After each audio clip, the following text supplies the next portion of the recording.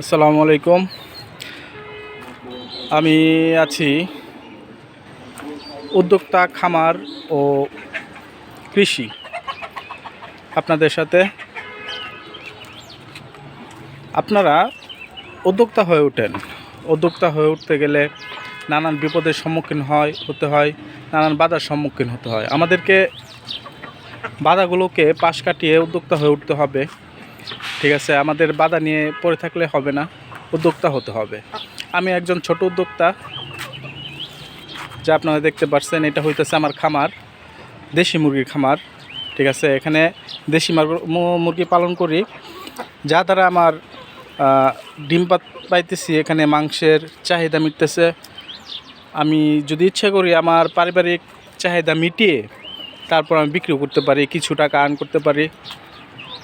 এটা সম্পূর্ণ আমার শখ থেকে তৈরি করা ছোট একটি খামার। খুব ইচ্ছে ছিল আমি একজন উদ্যোক্তা হব। তো উদ্যোক্তা হতে গেলে বেশি টাকা পয়সা লাগে না, মানুষের মনোবল, মনোশক্তি, এটাই প্রয়োজন একজন উদ্যোক্তা হতে গেলে। আমার এই ছোটো খামারে মোটামুটি আল্লাহর রহমতে অনেক এগিয়ে যেতে পারছি। আর কৃষি বলতে আমি ছোটোখাটো, যেহেতু শহরাঞ্চল, এখানে আমাদের এই যে পতির জমি খুবই কম, বাসাবাড়ি, তাই আমি এই ছাদে ছোটোখাটো একটা খামার করেছি। আর কৃষি বলতে এই যে ছোটোখাটো ছাদের উপরে যে কৃষি কাজ করছি, লাউ গাছ লাগানো হয়েছে। এখানে আপনারা দেখতে পাচ্ছেন, এখানে চাল কুমড়া গাছ লাগানো হয়েছে। সবেমাত্র করা হয়েছে, প্রায় 15-20 দিন হয়েছে। ইনশাল্লাহ এখান থেকে কিছু ফল আশা করা যায়। আমাদের এখানে সবজির চাহিদা মোটামুটি মিটবে মনে হয়।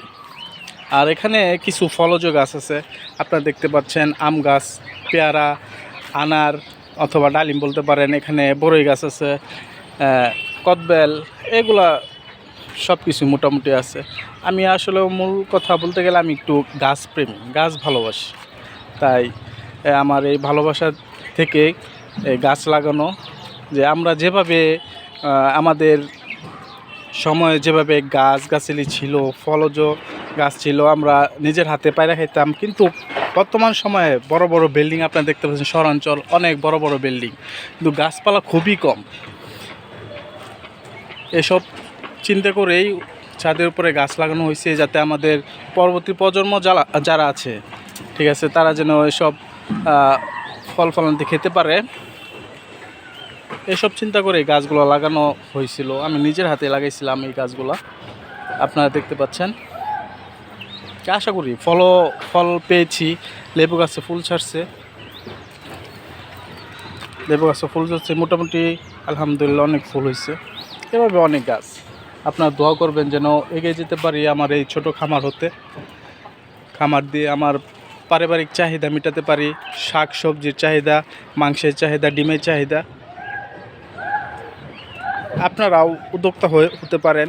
ছোটোখাটো অল্প একটু জায়গা নিয়ে নিজের মনোবলকে শক্ত করে একটি সময় দিবেন, খোঁজখবর রাখবেন যে আপনার কী পজিশনে আছে, গাছগুলো কী পজিশনে আছে, আপনার খামারের মুরগি কিংবা অন্য কোনো কিছু, যে কোনো কিছু উদ্যোগ নেওয়া যায়। যেমন ব্যবসা প্রতিষ্ঠান, সকল কিছু, একটা ব্যবসা প্রতিষ্ঠান পরিচালনা করতে গেলে আপনাকে খোঁজখবর রাখতেই হবে।